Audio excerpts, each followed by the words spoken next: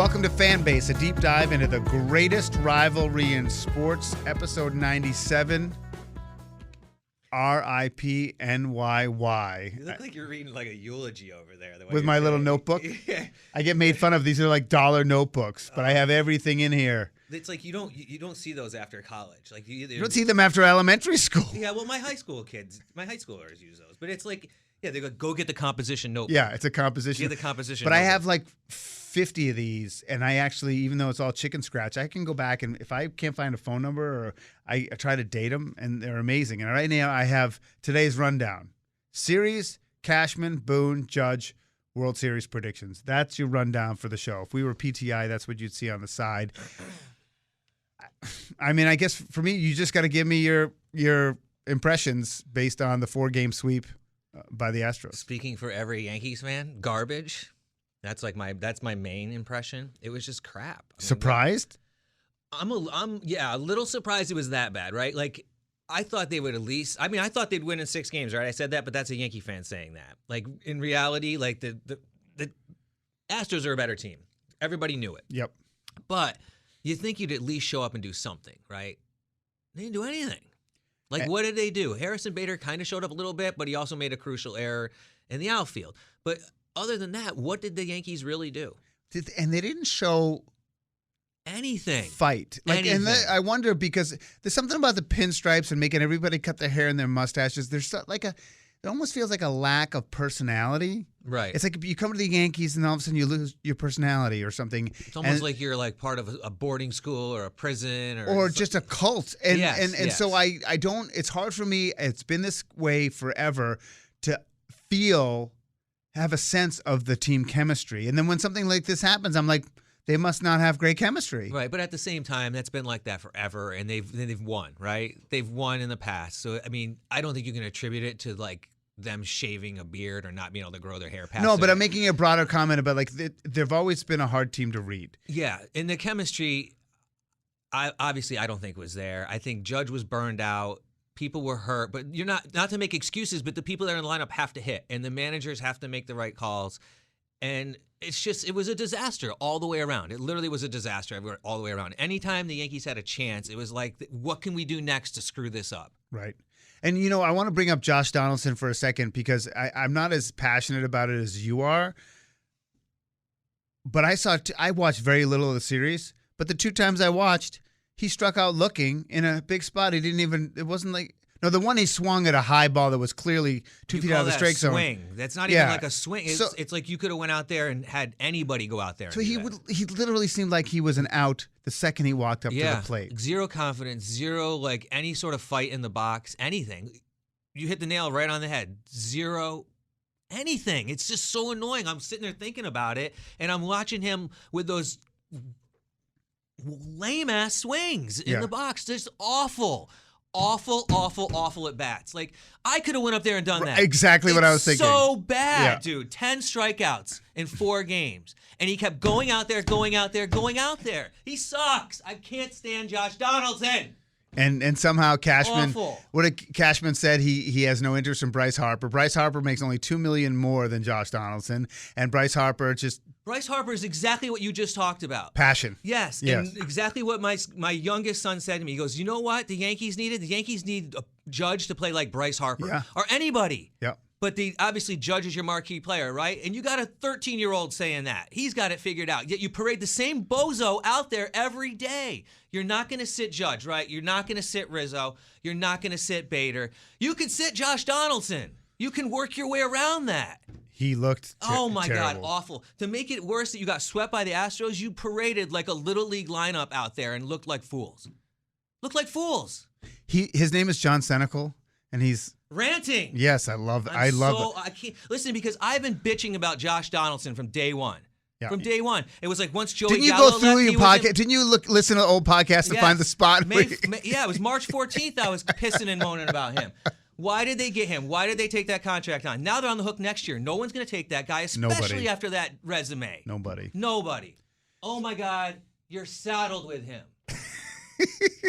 Oh, sorry, Judge, we can't pay you because we got to pay this clown $25 Seriously, million if that's the reason, next year. if that's the reason you can't sign Judge, then that brings me to Cashman. Not just Judge, anybody else. Right. So, like, you got to hold a fill at shortstop if you're not going to go with Anthony Volpe, which they should have done to begin with, and just went with it like the Astros did with Pena. all right, take a sip of water. He's John Senecal. I'm Brian Cashman. This is Fan Base, a deep dive into the greatest rivalry in sports, episode 97, R.I.P. NYY. So Cashman's contract is up. And so, but that's like every year, I feel like, right? So, but having said it, Hal Steinbrenner, as many people say, he's not his father. He does not make these knee-jerk reactions. They usually say how disappointed they are and how they strive for championships, and then change nothing, from the manager or the general manager.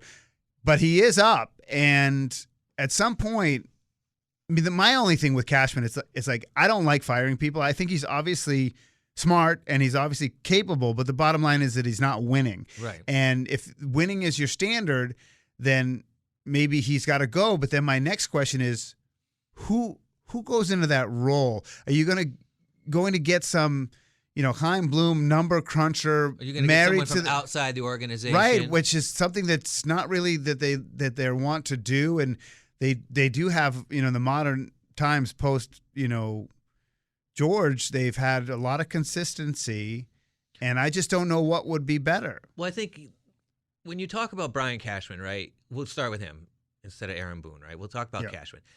The thing about Cashman is he has been there so long, right? And you can look at the last time they won was 2009, and they've bowed out pretty bad in all the playoff series, right, since then. But the thing is he's been there so long, so it's not like it's like move on. You've been there like 30 years overall, almost. Like he was like 86, I think he started with the Yankees. But then you get rid of him. It feels like a rebuild. Then what do you? I mean, your point is that you've been there long enough. It's time to move on. But if you get someone new, it's going to feel like you would then have to wait for that person to get in the groove, which could be years. It depends on who you bring in, right? I mean, it depends if you bring in someone like, I'll say it, Derek Jeter. What if he comes in and becomes the general manager or president? Is he a good enough baseball guy to do it? I don't know. He's only been with the Marlins for what? He was with the Marlins, 3 years? Right. So I don't know. It's such a hard call to make. My whole take on Cashman is that he's been there so long. So move on, right? But the problem with that is there's also the whole other guard in that whole top lineup has been there basically since like 2006. Probably. Who you mean? Like the player development, the Oppenheimers, all the same guys, they've all been around since the early 2000s. Maybe the game has changed and they haven't changed enough. I'm not a big sweeping changes to talk in the media. You think they should just clean house? Well, that's what they would have to kind of do, I would think, because you're going to. But are you advocating for that? You're going to get rid of Brian Cashman. Is that what you want to happen? You still got the. Just tell me if that's what you want. I think it has to be Cashman. It would have to be. But the problem is, are you gauging Cashman on what he did going into the season or what he did towards? What does it matter? Well, because the team was flawed to begin the season, and then the trade deadline backfired on them. But the team still kind of played good, and they made the playoffs. They made the playoffs and made the ALCS, and they just flopped. It wasn't like, right. You know what I mean? Or you could look at it more simply that they, for the, I don't know, the 13th consecutive time, they didn't win. Exactly, and that's what I'm saying. Like it's been over and over. It's the longevity thing. It's not so much what happened right now. I think it's the longevity thing, and that's where he would have to go. Okay, so let's be clear. You think they should fire Cashman and? Well, you don't have to fire him. His contract's up. Okay, just whatever. You know what I mean. Turn his car key off. You don't want him back. I think he's the one that's got to go. I mean, you just signed Boone to a 3-year deal in the season. Well, you can still fire him, and they can. Yeah. They can eat $12 million or whatever it is. That's more money towards the hit, I would think, right? So let's just the transition of Boone. So Boone did sign that 3-year deal, and you think that protects him. I don't think it protects him, and I'm not sure he's the right manager for that team. Well, he did a lot of knucklehead things in the playoffs. I mean, but again, what are you going to do that's better? And I do think that I think he's a good manager, and I think he's a decent human being. The Yankees with Boone, they went with a guy who doesn't have managerial experience, was a Yankee favorite, right? He was a Yankee fan favorite. Like a great person to do that and bring back would be Don Mattingly. But I'm not sure he's a good manager. I mean, he hasn't done that well. Well, I mean, he was on the Marlins for like 6 years, dude. I mean, what do you want to do with that? He got into the playoffs one year. I mean, that's like they probably would have beat the Yankees this year in the playoffs, but they never had a good team. Listen, if they go out and they get rid of Boone and Cashman and bring in Jeter and Mattingly, those are like the only two that you could get to make but it those like are like a the icons you get have to excited. let go eventually, right? though. But my question on both is like if you bring in Jeter, you need to have like the hierarchy, he's not the GM. Right. He's like the president of baseball ops, and they hire a GM below him because I don't think A, he wants to work that hard, and B, I don't know that he has all the acumen to do what needs to be done to win. But that's also the other problem is with the Yankees, there's going to be that expectation that if you do get rid of Boone or you do get rid of Cashman, you have to get someone that has a name and that's proven. But that's the problem, too. It's like you can never go against the grain unless you're going to hire some pitching coach no one's ever heard of. Right. You can't just get the best person available. But I would say Jeter and Mattingly. I mean, look, everyone lost their minds when they hired Torrey. And he had managerial experience. He had a lot of playing experience. And they hired him. They were like, what? And then he went on to win 4 World Series. Interesting. So now you are the classic Yankee fan waking up after this series and saying Cashman's got to go and Boone's got to go. Well, I don't necessarily think Boone's got to go. I mean, he did make some bad decisions, but listen, again, like you can't – the players have to perform and you have to – injuries suck, dude. Injuries screw everybody. But you got to work They didn't have through it. LeMahieu. They didn't have Benintendi. But you can't blame it on that or open roofs or anything. You have to perform, and they didn't perform. They didn't hit. Okay. The Yankees have been flat basically since the All-Star break. Let's talk about Aaron Judge because the money, if they're going to pay him what he will get in the open market, like I look at compared to Xander Bogaerts, like I think Xander Bogaerts is somebody who's worth more to the Red Sox than he is to other teams because they either have young prospects or a decent shortstop. Like Xander's awesome because he's a great character guy and he's good, but he's not great. Right? And I think that he'd be good on another team, but I don't think anyone's going to throw $30 million a year for Xander Bogaerts. Whereas Judge has value to any team that can afford him. Right. So it's a totally different dynamic. Now, whether that's 6 years and $300 million, I don't know what it is. In some ways, it's silly to talk about now. The real issue is if the Yankees pay to keep him, they will be in luxury tax la-la land for a couple of years until they can get all this stuff off the books. That's A. And B, but at the same time, it's almost as if they have to sign him. Like, if you let him go, that's a disaster. Yeah. Deep down, as a Yankee fan and as a baseball fan, I don't think Aaron Judge is going anywhere. But I think what the issue is going to be is, Aaron Judge isn't in a position to be like, this is what I want, right? This is where he just gets to sit back and look at what everyone's going to say to him, right? Now, do the Yankees come at him? Because, the Yankees are obviously going to try to sign him. We know that.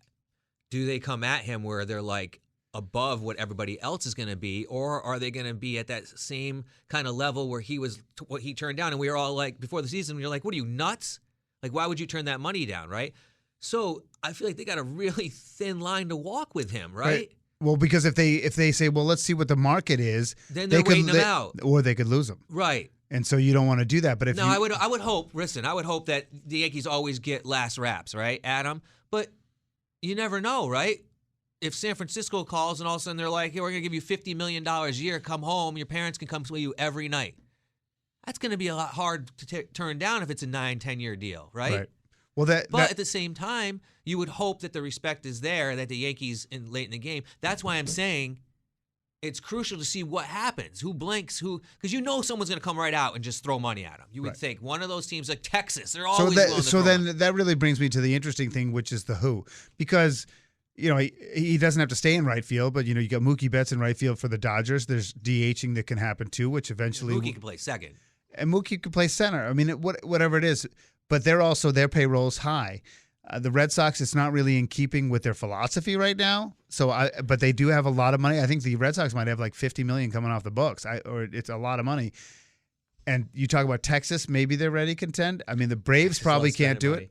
No, I mean, I don't. It brings me to that. The Cubs. I mean, who? It's the big market team, right? So, but who would it make sense, and where would he want to go? Because I do think there's certain people that I don't think care about winning truly. And I think Judge does. I think he wants to win. Yeah. And there are only, honestly, a handful of places to go. Like, if I was a player right now, I'd want to be in Atlanta. I just love that. I love that they have all this long-term money young tied core up in these players. Like, Yep. if I were, but I don't know if they can afford them. But like, that's a team that I don't love Atlanta as a city, but that's a team that I'm like, I would be jacked up and to play play on that team. The other great thing is for a player like him is with the DH. He is a very good defensive player, but he can go anywhere now. Right. He can go It's anywhere not now. just an American He League can go thing. anywhere now, so he can get rest and he can play every day. I think it was Matt, our producer, who said, "Did you say that you think he'll go National League if he doesn't stay with the Yankees?" He can Matt go to the said that. Mets. See, I think that would be. See, I know it flies in the face of you guys, but for drama, I would absolutely love But that. you also gotta think to yourself, what is also important to Aaron Judge, right? Like, is it important for him because he's an amazing player and he's going to be a great talent wherever he goes. But is it more important to him to be a great talent in New York, wearing that uniform with the spotlight on him, with everything else that comes with it, as you can already broke the biggest American League record that everyone thought wouldn't be broken other than Nolan Ryan's strikeout record. And live that life, right? And what is his wife like, right? I mean, he's married, but his family's on the West Coast, but he's used to that, right? Well, I guess he's used to that. He strikes me, and you know him better than me, but there are some players that want to get paid.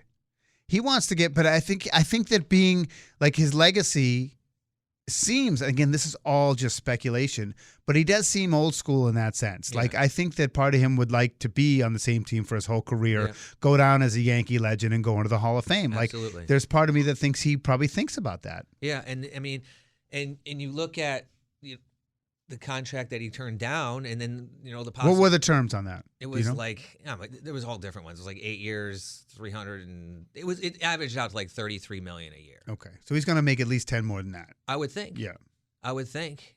But I think it comes down to what is the blueprint that's in front of Aaron Judge. What is that blueprint? And the blueprint is all there. What should have been done before spring training is him staying a Yankee for his career, like you said, becoming the next Yankee captain, and hopefully in the next whatever years bringing a World Series. And that would be the only thing he doesn't have. And I'm anticipating that he's going to win the MVP this year.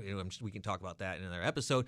But you got to look at that. You can't think if you're Aaron Judge, you don't see that in front of you, right? And what you've already built on it. Why change it? Yeah. Well, that's the advantage that the Yankees hope as an organization that's true. They hope that that's true. But at the same time, I mean, we talked about getting rid of general managers and stuff. Are you going to come in as a new general manager and work that contract and figure all that out? Like, the Yankees got a lot of issues ahead of them right now if they think they want to get stuff done and figure things out. Because who knows, Cashman could have a great rapport with Judge and something could have fell apart somewhere else. Right. Or for all we know, they could think Cashman's a total you-know-what. And that might have been the deciding factor. Who knows what goes on behind the scenes? He's John Senecal. I'm Brian Cashman. This is Fan Base, a deep dive into the greatest rivalry in sports. Let's finish up here with World Series predictions. I think that Houston, a lot of people felt like that was, they're the best team in the American League, and it's not a shoo-in, but they were the most talented team. The Phillies are a big surprise. They were under 500, and they fired Joe Girardi, and they brought in this guy. I don't even know his name. Former Yankee first base coach. What's his name again? Rob Thompson. Yeah, and he has done obviously a good job, and the players have bought in, and they're in the World Series for the first time since the last time the Yankees won it, right? Yeah, 2009. The Phillies won it in 2008, and then they lost to the Yankees in 2009. And so I'm not a city of Philadelphia fan, but there's no doubt in my mind that I want the Phillies to beat the Astros. Oh, absolutely. Absolutely, 100%. And I honestly think they can do it. I think they got the team. The problem with the Astros, and we all know this from watching baseball, their pitching is insane. Like, and they have that, it was Pena and Bregman, right? Basically, that carried them in this series. And if it's not Pena and Bregman, it's going to be Altuve and Jordan in the next series. That's what the Yankees lacked. They didn't have the Yankees didn't have one guy that stepped up. These guys had two guys that were stepping up every that did it, right? But at the same time, they don't have Bryce Harper. They don't have that energy that's the Phillies, right? And what better cause of fan base to take on against Altuve and the cheating Philly? Merciless. Yeah. If they had any rough time in New York, they're about to get chewed up. Philly makes Boston and New York look like Switzerland. I've been to sporting events in Philly, and it's real. It's not fake. Yeah, and that stadium is awesome. If you've ever been to Citizens Bank Park, it's great. Really pretty, and if you watched any of these games and watched what Bryce Harper's been doing and what that team has been doing, they got it going on. So the truth is, they're not as good and as they're Houston. Runs. The Astros are scoring a lot of runs. When also Philly has come from behind a couple times, which I think is kind of important because some teams just tend to roll over, and other, and I think I'm saying the Phillies win in 6, and a lot of it's heart rather than head because I don't think they're nearly as talented or as deep. But there's something about the mojo. There's something about the vibe of the city that I feel like Houston. Like, who cares? The city's a sprawling mess. I mean, like, did the fans really care? I don't. So I want the Phillies to win. I'm saying they're going to do it in 6. Yeah, I'm going to go with you 6, and I think they just rally around Bryce Harper. I think he is literally probably the best player in baseball. I mean, everyone. The problem is, I think everyone's so hung up on Trout and but Bryce just does it every year. He is a great player, and he's got so much heart and so much energy, and it's almost like the crowd feeds off of him. It's like it's like a maestro out there. It's crazy. It's funny you say that, and then I said, I don't know if this was on our podcast last week or I was talking to Master Royce, our producer, but when he got hit in the hand by Snell, we were talking about that last. Yeah, I go back to the fact he was so mad, but then he's also like he's a big pride guy and he's a big code guy, and he was like he didn't get mad at Snell, and he channeled it properly. And there's something about I've never been a huge Bryce Harper fan just because I think he's so cocky and he's so macho, this and that. But the bottom line is, you're right. He's sort of carrying the spirit on his back. And here's a guy who's been in the limelight like LeBron, since he was a teenager. And he's delivered. You know how hard it is to deliver on expectations? Yeah, and never screwed up. Like, think about that. Like, you even talk about, like, you just said LeBron. Like, think about all the grease you think you could find on that dude. Yeah. And what do they got on him? He drank wine before a basketball game once and went out and dropped 40. Right. Who cares? You know what I mean? He wasn't sitting with 6-year-olds drinking wine in bed. Right. Get over it. Why does that have to be the example that you bring that's what other celebrities do, right? No, I know. I'm sorry. It's disturbing. Of course, it's truth, though. So we have Phillies in 6, and then, we'll start our off season. We're heading toward our 100th episode, and we're coming up with a really something special to do with either, give away some Red Sox Yankees tickets or do an event type thing. We haven't quite figured it out. And then in the off season, figure it out quick. Yeah, I know. We got 3 more to go. And then we'll have the offseason. We'll have Rico Bronio, Bobby Dickerson. We'll have Jackson Olsen with the Savannah Bananas. We have a whole bunch of things lined up for the offseason as well. But, of course, we'll have our middle of the world. We're not going to get Josh Donaldson? You think we can get that Josh Donaldson? Could you imagine if we could get Josh Donaldson or Joey Gallo? Why would they ever talk to us? Joey Gallo might. Joey Gallo might. That would be awesome to talk to Joey Gallo and just ask him, like, dude, how did you, go to the park every day? How did you do that? Did you really not want to leave your apartment? Yeah. Did you really want to crawl under your bed? We can effort that. I think there's no doubt we can try. He's John Senecal and Brian Cashman. You've been listening to Fanbase, a deep dive into the greatest rivalry in sports.